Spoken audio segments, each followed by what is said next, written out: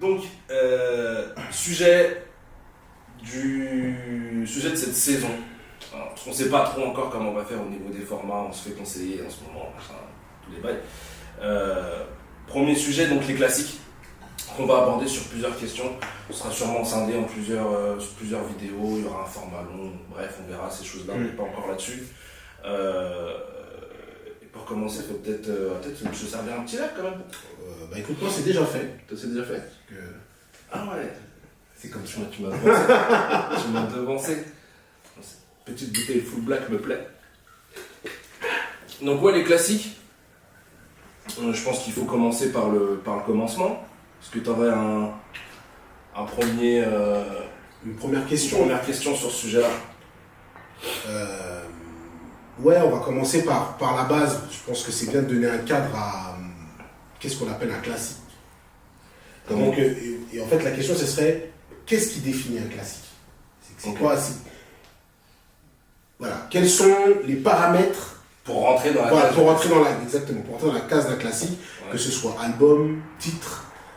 On peut pas définir classique comme un artiste. Est-ce qu'un artiste est classique? Non. Ce serait une autre question. Plutôt les œuvres. Voilà, pour toutes les œuvres, on est d'accord. Que ce soit titre ou album, EP, mixtape. Il y a des fois des mixtapes ont été classiques aussi. C'est pas il y a des époques où c'était mixtape gratuit et tout. On en reviendra sur ça, mais ouais. Quels sont les paramètres qui définissent un classique? Qu'est-ce qui fait que tu peux être un classique? Selon toi déjà. Et puis après, moi je donnerai un petit peu ma... Moi déjà, c'est la longévité.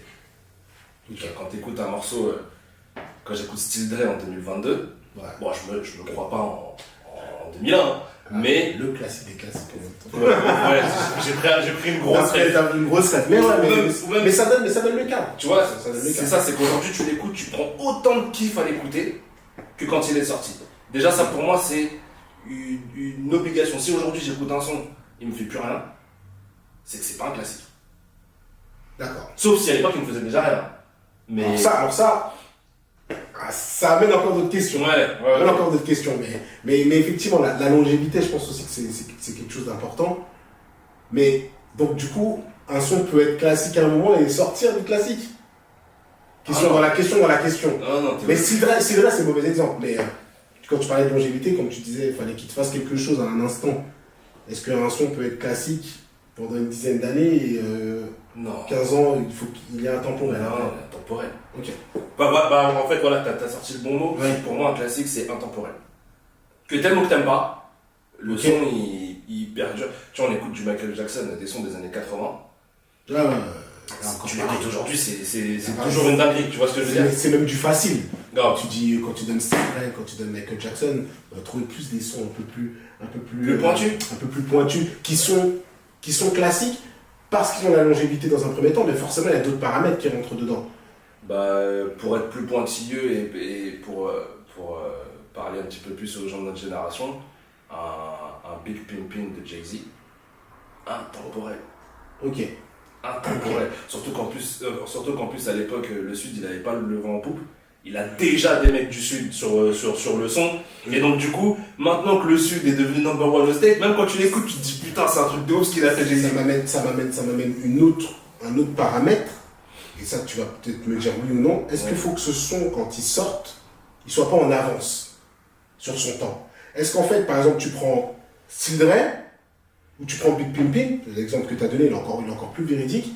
Est-ce que ce son-là, il n'est pas légèrement en avance sur son temps, ce qui fait qu'en fait, il ouvre une porte vers autre chose, et qu'en fait, ensuite, vu qu'il a été le premier, il est dans la longévité.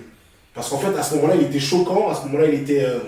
Est-ce que tu as besoin de ça? En gros, la question c'est, est-ce que tu as besoin, en plus de la longévité, d'avoir cet effet coup de poing quand le son arrive? Non. Quand l'œuvre sort? Non, j'ai un exemple qui me vient en tête, ASAP de T.I., il sort, la vibe est déjà là.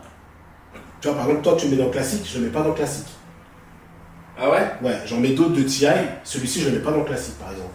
Parce que pour moi, ça, c'est vraiment un son puriste. Je mets des guillemets. Ouais, on en reparlera dans cette question. Mais par contre, pour moi, c'est pas le son de T.I. qui dit ce rappeur-là n'a jamais existé avant. Ok, alors, en fait, je prends un truc plus big. Ouais. Lollipop de Lil Wayne. Ouais, il sort, le son n'est pas en avance. Pour moi, dans l'instru, dans la façon dont il rappe, personne ne fait ça. Ouais. Et le rap est chanté, Ouais, le truc, en fait, moi, dans mes paramètres, il faut que ce soit un truc qui... voilà, qui soit légèrement en avance, sans être trop futuriste, parce que le public ne comprendrait pas, et en fait, qui ce soit avec un choc, en fait, que en fait, ça marque son temps. Pour prendre l'exemple de In The Club, et on en parlera beaucoup d'In The Club, parce que c'est un truc sur lequel on a envie vraiment de faire une émission presque spécifique sur ce son-là. In The Club, wesh, à ce moment-là, je te dis pas que l'instru n'a jamais été fait, parce que vas-y, c'est du Dre pur et simple, mais déjà c'était un retour, parce que Dre était un petit peu... Non, mais le flow, le rap de 50 voilà, c'était l'artiste lui-même, tu vois, et l'œuvre qui donne ce chanter rappé, avec le manque d'articulation et tout, wesh, c'était une claque. Et en fait, c'était pas du rap comme on l'a jamais entendu, mais c'était fait d'une façon différente, qui fait qu'en fait, ça met un tel coup de poing que ça marque... J'ai un anti-exemple. Ah bah vas-y, je veux dire. Shot Caller de French Montana. Toi, tu mets dans les classiques. Oh oui, Shot Caller. Oh là là là. Après, je pense que ça faudra aussi qu'on détermine, entre guillemets, dans notre Hall of Fame, mais je suis peut-être plus dur que toi. C'est ce que je ressens. Déjà dans les deux sons que tu me donnes, il y a certains sons que moi je mets pas classiques, c'est des très bons sons, c'est des sons qui m'ont fait kiffer, mais je ne donnerais pas ça comme un classique. Je sais pas, j'ai envie de Shot Caller. Shot Caller de French Mais Montana. est-ce qu'il tourne le son? Est-ce que tu parlais mais de là, la tu mets. Après, on va plus en. Alors, premier problème, déjà, on dit direct, on va plus en boîte. Déjà. Donc, du coup, la vibe de club, on sait pas. Mais je suis sûr que tu mets Shot Caller en boîte, ça part en couille. Ouais, parce que c'est des bons sons, je suis d'accord avec toi. Mais est-ce que les puristes de hip-hop écoutent toujours Shot Caller comme ils écoutent Still Dre? C'est un mauvais exemple, parce que Still Dre, c'est trop. Still Dre, c'est trop. Mais. Oh, je pense que tout le monde. Je pense que tout le monde. Tu demandes à. Bon, vous connaîtrez pas les blagues, mais ils se reconnaîtront. Tu demandes à un Bad, tu demandes à Zone, tu demandes à mon frère, tu demandes à. Ils écoutent Shot Caller, c'est pas possible. Non, mais forcément. Parce que c'est des puristes. Mais de toute façon, je suis d'accord avec toi, parce que aujourd'hui, qui écoute le hip-hop? Je pense pas qu'il y ait beaucoup de gens qui écoutent le hip-hop. Ah, mais je pense que ça doit passer en club toujours. Ouais, mais. Ouais. Alors là, après, il faudra distinguer le côté club et j'écoute. Est-ce que les gens l'écoutent dans leur voiture, dans leur. Après, on est des tu vois. puristes. Ouais, mais nous, on aime ça. On écoute ça pour analyser, on écoute ça pour. Je sais que moi, je l'écoute pas, mais je peux pas dire que le hip-hop, c'est pas un classique. Comme Amélie, par exemple. Dans le même moment, c'est tellement. C'est des trucs qui sont jamais faits à ce moment où ça sort. Cet album-là, voilà, c'est un album classique. Ah oui, de toute façon. Et même parmi les albums classiques, je pense qu'il est dans le haut du panier. On commence à donner des chiffres parce que ça va être trop long, mais. Donc vas-y, pour récapituler, il y a. Longévité. Intemporel. Côté intemporel. Pour moi. La nouveauté. Ouais, en tout cas, il faut que c'est une entrée marquante. Ouais, l'électrochoc. Voilà, il faut que c'est un électrochoc pour le marché, pour l'industrie. Ok. Pour moi, il faut qu'il y ait eu ce côté un peu marquant. Est-ce que toi, tu vois autre chose qui pourrait définir un classique avant de tourner la page déjà du cadre? Ah, je sais pas si ça va avec intemporel, mais je dirais aussi générationnel. Tu sais, il y a des sons. Après, pour moi, c'est un mix des deux même. Ouais, c'est vrai. Des deux, en fait, ce sera même comme ça qu'il faudra résumer qu'est-ce qu'un classique. C'est ça, c'est générationnel en fait. Parce qu'en fait, il y a des sons, ça me rappelle, tu vois, des moments, des films, des trucs comme ça, tu vois. C'est.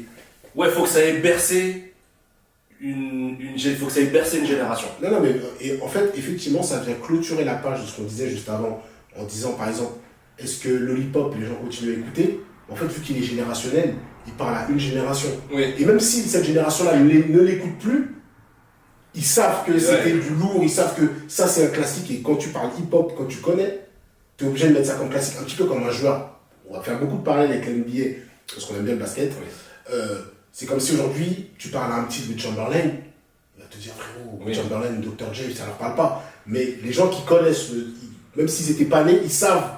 Ouais. Pour eux, c'est des Hall of Famers. Et donc forcément, même s'ils n'ont pas vu le jeu, même s'ils ne respectent pas, ça reste marqué dans le sang. Et pour moi, un classique, ça doit être un peu comme ça. Ouais, c'est ça. Tu vois, c'est un peu comme Jordan. Surtout notre génération, qui sommes une génération un peu bâtarde, où on a vu Jordan, quand à un moment il revient et qu'il joue aux Wizards, machin, et ça, je vais le dire souvent dans les vidéos, arrêtez de faire les mecs comme si vous avez vu jouer Jordan, ça m'énerve. Quand vous avez 30-35 piges là, faites pas les mecs, ouais, Jordan, machin, Sauf ceux qui ont pris, qui sont des passionnés, qui ont pris les cassettes, qui ont regardé après coup, ouais. etc. Mais de toute façon, ça pouvait pas être dans l'instant. Ouais, de ouf, ça pouvait pas être dans l'instant, tu l'as pas vécu. Vous l'avez pas vécu. C'est ça. C'est ce qu'on veut dire. Et même si tu l'as vécu, même 80, même le 94, 95, 96, De toute façon, pour avoir 7-8 ans.